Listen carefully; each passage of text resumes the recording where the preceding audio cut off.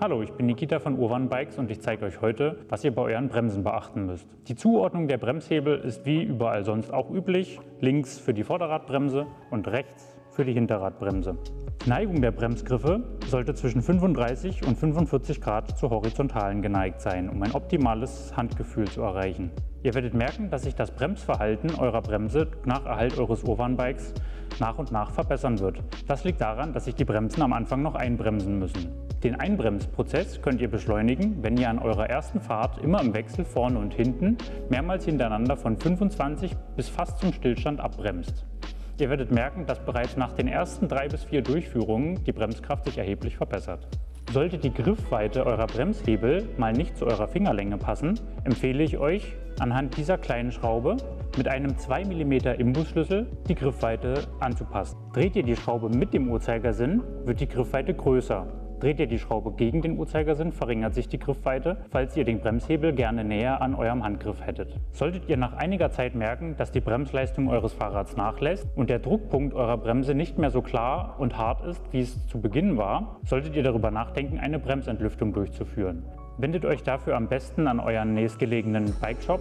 Falls ihr es dennoch zu Hause oder im privaten Umfeld durchführen wollt, gebe ich euch einen kleinen Hinweis. Hängt euer Bike am besten in einen Montageständer und achtet darauf, dass die Bremsen am höchsten Punkt sind, damit die Luft, die ins Bremssystem eingedrungen ist, am besten Richtung Griff nach oben wandert. Solltet ihr über einen Montageständer verfügen, der einen drehbar gelagerten Kopf hat, könnt ihr auch die Neigung des Bikes so verändern, dass der Bremshebel noch weiter nach oben zeigt. Um eine schnelle Entlüftung eures Bremssystems durchzuführen, benötigt ihr einen 2 mm Imbus, der an eurem Multitool enthalten ist, als auch Original Shimano hydraulisches Mineralöl. Zusätzlich benötigt ihr ein Bleeding Tool von Shimano, mit dem ihr eure Bremse am besten entlüften könnt. Zuallererst löst ihr am Bremsgriff die oben liegende Schraube, um Zugang zum System zu erhalten. Auf der Schraube ist ein Dichtungsring, dieser darf auf keinen Fall verloren oder beschädigt werden.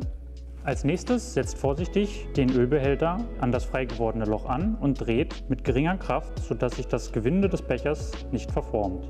Befüllt als nächstes den Becher mit eurem Mineralöl. Am besten geht das mit einer Spritze. Hier reicht es bereits, wenn der Becher 1 bis 2 cm gefüllt ist. Löst als nächstes den Stöpsel im Becher, um dem Öl freien Zugang zum Bremssystem zu ermöglichen. Als nächstes pumpt ihr mit dem Bremsgriff, um zum einen das System wieder vollständig zu befüllen, als auch um der Luft, die im Bremssystem eingedrungen ist, den Weg nach draußen zu ermöglichen. Sollte bereits Luft in eurem Bremssystem eingedrungen sein, könnt ihr beobachten, wie aus dem Bremshebel Luftblasen entweichen. Um sicherzugehen, dass alle Luft aus eurem Bremssystem entwichen ist, verfolgt die Bremsleitung und setzt sie ein bisschen unter Schwingung, damit alle Luft, die in der Leitung enthalten ist, nach oben in den Bremsgriff gespült wird. Auch hier werdet ihr merken, dass kleine Luftblasen aus dem Bremssystem entweichen können. Um den Becher wieder zu entfernen, ist es essentiell, dass der Stöpsel wieder eingesetzt wird und der Becher vorsichtig abgeschraubt wird. Zu guter Letzt kann die Schraube mit dem Dichtungsring mit eurem Multitool wieder in den Bremshebel eingesetzt werden. Achtet hierbei darauf, die Schraube nicht zu fest zu ziehen, um den Dichtungsring nicht zu beschädigen. Überschüssiges Öl, was am Bremshebel angefallen ist, kann einfach mit Alkohol oder Reinigungsmittel vom Bremshebel abgewischt werden. Bitte achtet bei diesem Prozess darauf, dass kein Hydrauliköl an die Bremsscheibe oder die Bremsbeläge gerät, da das Mineralöl die Scheibe und die Beläge kontaminieren kann und nachhaltig schädigen. Wenn ihr ganz sicher gehen wollt, könnt ihr die Bremsscheibe auch in Küchenpapier einwickeln, um sie vor dem Öl zu schützen. Sollten noch Fragen zu eurem Bremssystem offen sein, wendet euch bitte an eure Fahrradwerkstatt oder an unseren Service. Vielen Dank fürs Zuschauen.